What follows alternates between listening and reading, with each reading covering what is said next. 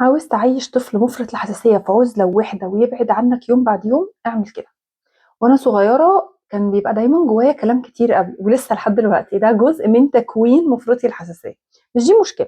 المشكلة ان في مرحلة الطفولة الكلام بيبقى ملخبط على بعضه، الحلو على الوحش، الجد على الهزار، الحقيقة على الخيال، شوف بفخفخينة كده ممتاز.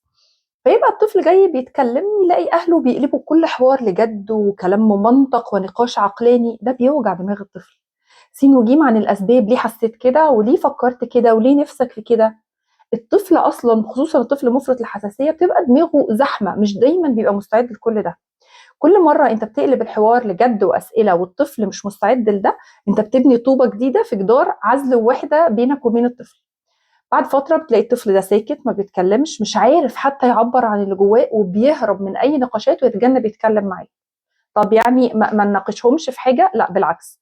الطفل مفرط الحساسيه احسن طفل يستجيب للنقاشات ويطلع باراء ويكون افكار، بس بشرط انه ياخد مساحات منتظمه لتفضيه دماغه.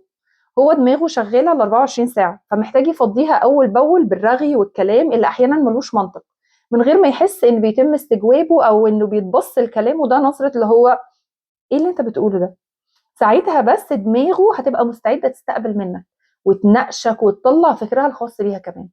فلما ابنك يتكلم معاك، لو عاوز تناقشه اعمل حاجه بسيطه قوي. اساله: انت حابب تتناقش، نتكلم سوا في ده نقاش، ولا انت بس بتدردش؟ اعرف انك بكده بتساعده يستثمر واحده من اهم قدراته، وهي التفكير العميق، بس من غير ما يتضغط هو بيها.